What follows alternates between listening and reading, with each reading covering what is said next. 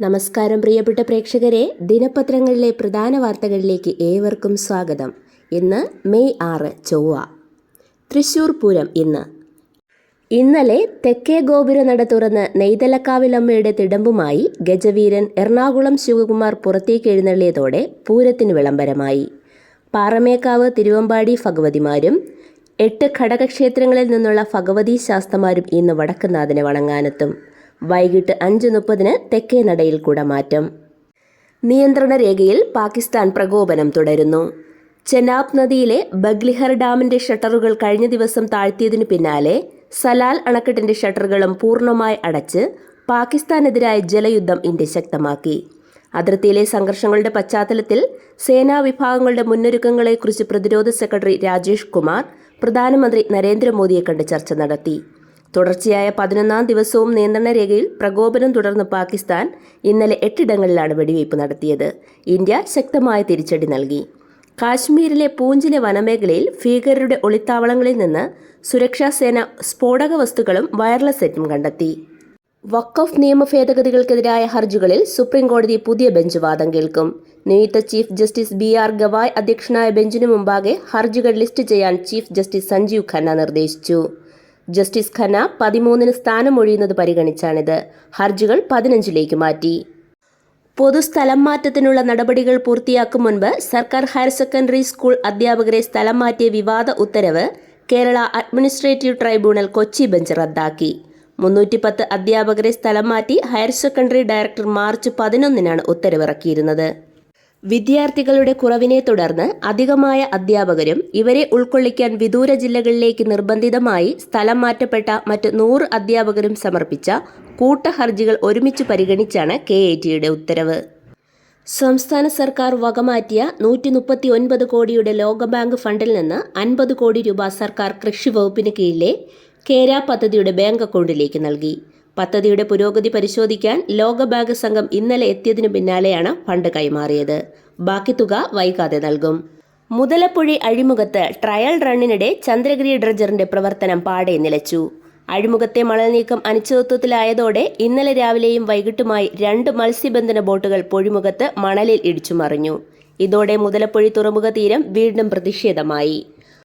പോത്തൻകോട് ശാന്തിഗിരി ആശ്രമത്തിൽ നവ ഒലി ജ്യോതിർദിനാഘോഷം ഇന്ന് നടക്കും. സമ്മേളനം രാവിലെ 11-ന് മന്ത്രി GR അനിൽ ഉദ്ഘാടനം ചെയ്യും. ഡോക്ടർ ശശി തരൂർ MP അധ്യക്ഷത വഹിക്കും. ആശ്രമം സ്ഥാപിച്ച നവജ്യോതിശ്രീ കരുണാകര ഗുരു ആദിസങ്കല്പത്തിൽ ലയിച്ചിട്ട് ഇന്ന് 26 വർഷം പൂർത്തിയാകുന്നു. എല്ലാ വർഷവും ഈ ദിവസം ശിഷ്യപരമ്പര നവ ഒലി ജ്യോതിർദിനമായി ആഘോഷിക്കുന്നു. നീറ്റ് പരീക്ഷ എഴുതാൻ പത്തനംതിട്ടയിലെത്തിയ തിരുവനന്തപുരം സ്വദേശിയായ വിദ്യാർത്ഥിക്ക് വ്യാജ ഹാൾ ടിക്കറ്റ് നൽകിയ അക്ഷയ സെന്റർ ജീവനക്കാരി അറസ്റ്റിൽ. നെയ്യാറ്റിൻകര അക്ഷയ സെന്റർ ജീവനക്കാരി തിരുപ്പുറം സ്വദേശി ഗ്രീഷ്മയെയാണ് പത്തനംതിട്ട പോലീസ് അറസ്റ്റ് ചെയ്തത്. ദൂരം കൂടുതലായതിനാൽ പത്തനംതിട്ടയിൽ പരീക്ഷ എഴുതാൻ പോകില്ലെന്ന് കരുതിയാണ് പരീക്ഷാ കേന്ദ്രമാക്കി തെരഞ്ഞെടുത്തതെന്ന് ഗ്രീഷ്മ പോലീസിന് മൊഴി നൽകി. കോഴിക്കോട് മെഡിക്കൽ കോളേജ് ആശുപത്രിയിലെ അത്യാഹിത വിഭാഗത്തിൽ വീണ്ടും തീപിടുത്തം.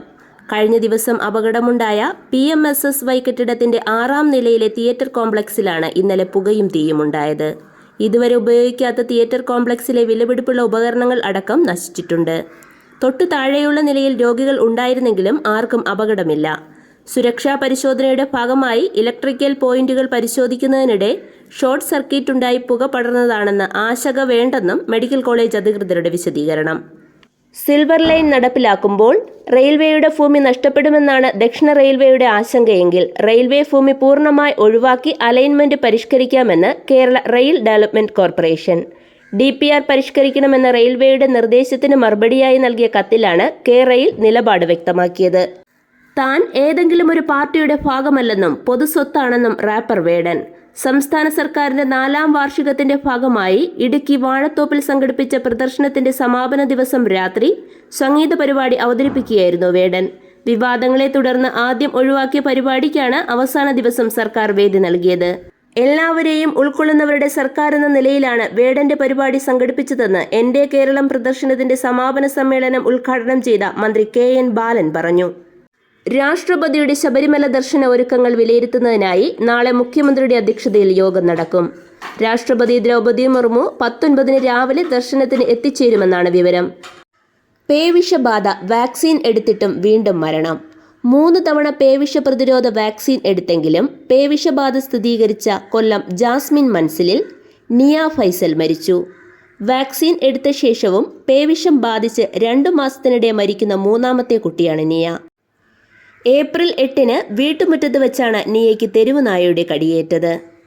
മരിച്ചുകൊണ്ടിരിക്കുന്ന ഹോളിവുഡിന് ജീവശ്വാസം നൽകാൻ US പ്രസിഡന്റ് ഡൊണാൾഡ് ട്രംപിന്റെ അറ്റകൈ പ്രയോഗം. വിദേശ നിർമ്മിത സിനിമകൾക്ക് 100% തീരുവ ചുമത്തിയാണ് ഡൊണാൾഡ് ട്രംപ് ചലച്ചിത്ര ലോകത്തെ രക്ഷിക്കാൻ തുനിഞ്ഞിറങ്ങിയിരിക്കുന്നത്. മലയാളിയുടെ യൂറോപ്യൻ കുടിയേറ്റത്തിന്റെ ഗ്രാഫ് ഉയർന്നതോടെ കാനഡയിലും മറ്റും മലയാള സിനിമ പ്രദർശിപ്പിക്കുന്ന തിയേറ്ററുകളുടെ എണ്ണവും കുത്തനെ കൂടി.